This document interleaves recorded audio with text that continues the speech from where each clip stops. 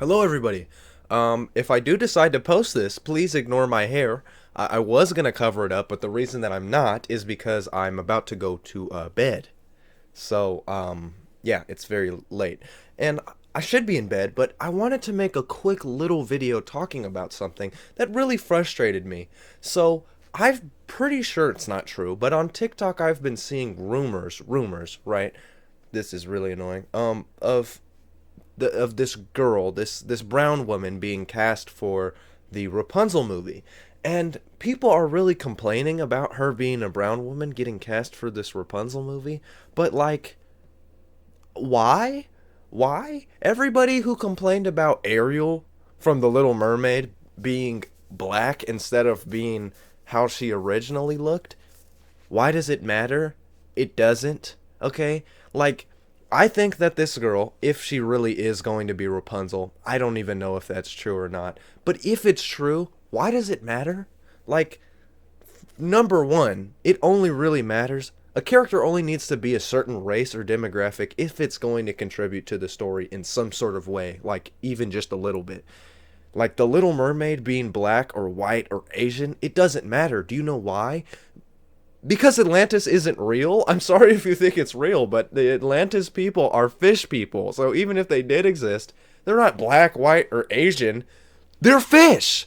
So it doesn't matter what skin color she is. It's not real anyways. Also, with Rapunzel, it doesn't matter if she's a brown girl or if she's a whatever girl, because the point is that she's just in a tower. It doesn't have much to do with her race. She's a princess who got captured and has glowing hair and is in a tower. If she's not a blonde, it doesn't really matter. It's just an iconic part of her character, but the Little Mermaid's bright red hair was an iconic part of her character. And if you're trying to say that the Little Mermaid can't be black, you're just racist. So when does it matter? Because I don't like the woke mob and people just forcibly changing our character. Here you go. Velma, right? Velma. Why is Shaggy Norman? Why is he this like strange old character? That's not Shaggy. That's not Shaggy at all. Okay? I have no issue with Shaggy being black if he's portrayed correctly. He's supposed to be a stereotypical hipster white dude who's like kind of just, yeah, what's up, dude? I'm doing my own thing. Like Scoob, right? Like that's how he's supposed to be. That's a predominantly white character. If they made him black and still made it work, I don't see an issue. But they didn't. They just made him some other, totally other character. And that's really odd to me. They should have just made a new character that's black if they wanted to do that. They already made Velma brown. So it's just nonsense.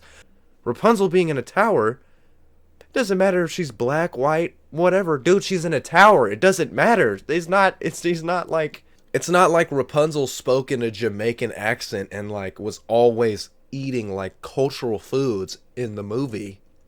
She was just some girl in a tower. If she's brown, it doesn't make a difference. Why do you care? Also, it feels very racist. To be honest, it does. It feels really racist. Why is it okay to make a white character, a well-written white male character, and turn that character into something else for another group of people? That's not diversity. You're pandering. You're just milking what made that character and then putting another label on him for another group of people that has nothing to do with the original thing. A well-written character should be a character that it doesn't matter what gender or race they are, okay? Like people like Mulan. Everybody that likes Mulan isn't an Asian woman, okay? But she's a well-written, interesting, and what? Say it with me, relatable character. Your character should be relatable not by the color of their skin and not by their gender. The character should be interesting and relatable because they're relatable, because you wrote them well, because they have things that every viewer has. They have their flaws. They have their things that make them human, you know? But instead you're like, instead of making a character, everybody in the Disney's writing room is like, hold on, John, turn down that CG5. Instead of making a character who's actually a dynamic and interesting character, who's relatable and has flaws and, learns at the end of the day, just like our average audience member, Let's just make him a Chinese dude so we can tap into the gay Chinese market. Why? What's the point in that? Put a chick in it, make her gay! Or like you just make him a woman who just kicks butt and hates men the whole movie, and then all the women who are doing the press conference for the movie are like, this movie's not for men. This movie's not for men. And then they sit there and cry like Ocean's 11 or what, Ocean's 8, doesn't matter. Didn't watch it. And they're like, why did the men watch the movie? Men are sexist.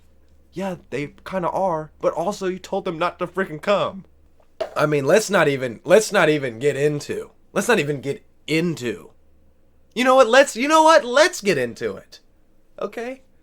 You know what? Actually, let's get into it. If you are a real company who cares about the average viewer and the people of different cultures and different backgrounds, and you want to make something meaningful, and you want to make something that tells people to treat each other better. She-Hulk, where we've all heard about She-Hulk, where she's just sitting there insulting men the whole time, and then she's saying how infinitely harder it is for me, then yeah.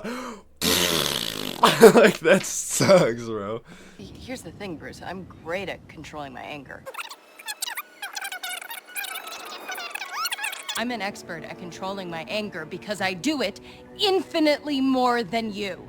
This show is garbage, and it's not even promoting beautiful feminism. It's just promoting trashy behavior. She's twerking with Megan Thee Stallion at the end of it. This isn't anything of value. Oh, and let's not get into it. Okay, I love characters with disabilities. They are so well written a lot of the time. For example, my favorite character in anything ever is Toph from Avatar: The Last Airbender. And spoiler alert, if you can't tell by her gray eyeballs, she's blind. She can't see at all. Toph cannot see. And guess what? They somehow made a way to make it believable where they use her disability for her to use her earthbending. She uses her earthbending to see instead. She uses a thing called seismic sense. That is a very believable, in-universe, well-explained, logical way for her to be able to see without being able to see. It's not like, oh, you know, I have this disability, but therefore I'm better than everybody else. I also, guess who else I like? Daredevil. He's sick, right? Where am I going with this? Eternals. Okay, in Eternals, this godforsaken movie, dude. Guess what? Get out of my way. Guess what? There is, I kid you not, a character who's deaf. Now, maybe you're unaware of the plot of Eternals, so that doesn't really hit as hard for you. But let me explain a little something. Okay? This girl was deaf by design. And you're like, okay, duh, by design. The writers wrote her deaf. No, my friend, because that would be well written, maybe. So I'm going to explain what the Eternals are. So they're synthetic android humanoid creatures who are supposed to protect Earth from deviants, which are like the bad guy, but we later find out that they're really the good guy. But for some reason, whoever was in the writer's room just didn't seem to comprehend that the deviants were trying to accomplish the same exact goal as the Eternals at the end of the movie, yet they're still fighting each other. It doesn't make any sense to me, right? Anyways, the Eternals' goal is to protect humans. The Lego 2x3 space gods, whatever their names are, they purposely designed the Eternals, right? To be fighting warriors, fighting machines, to be as effective as possible in combat. Why would you make any of them deaf on purpose, and why would you make the speedster deaf? Why?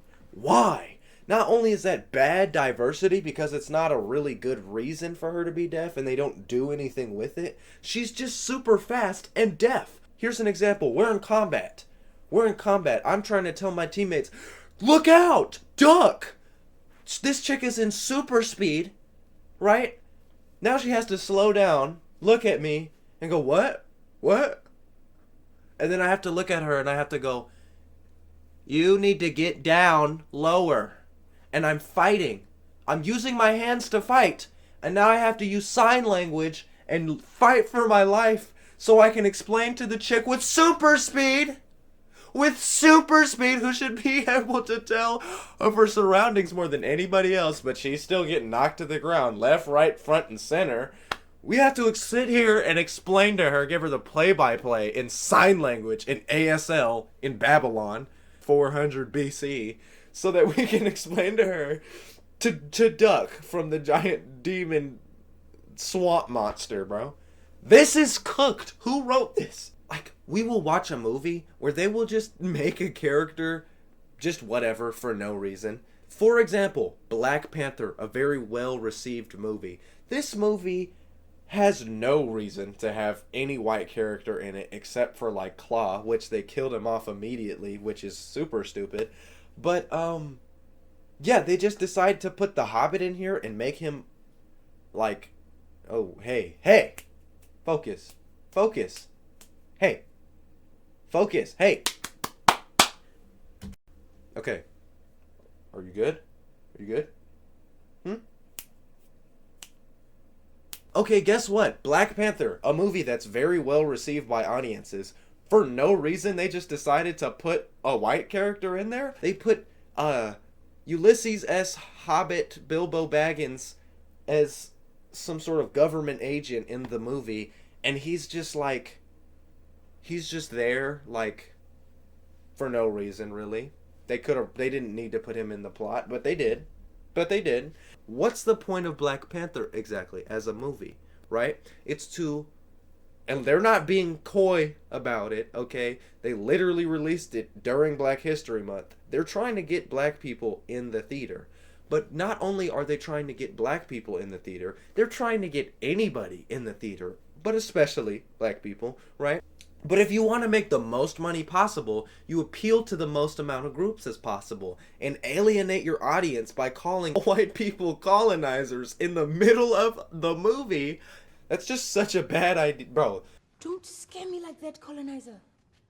Effectively alienating white audiences and making them feel white guilt while trying to enjoy a movie.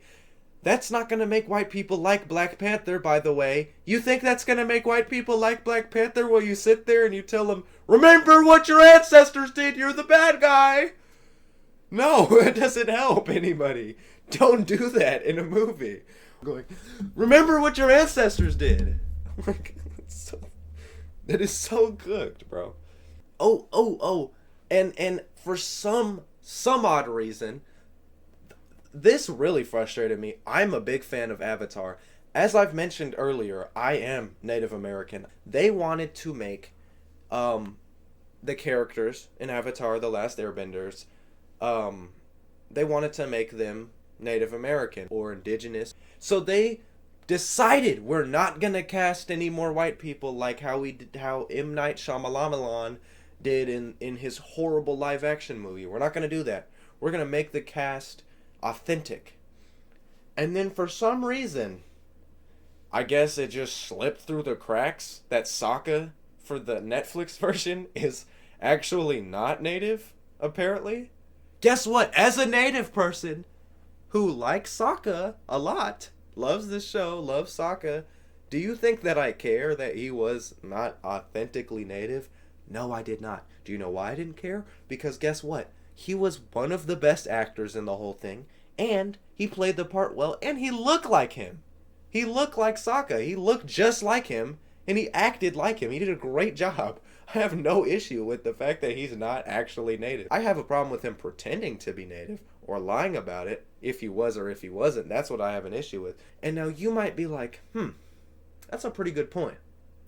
But, I don't know. I still want more people of color or indigenous people or whoever in the movies, authentic. And I'm like, you know what? You have a fair point. What about the one that's coming out in like 2025?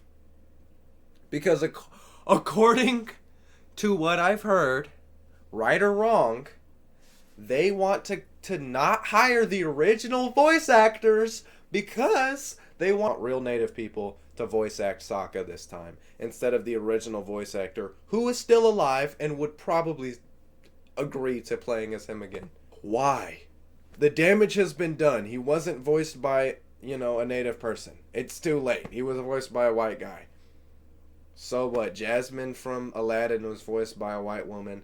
My Pakistani girlfriend loves this movie.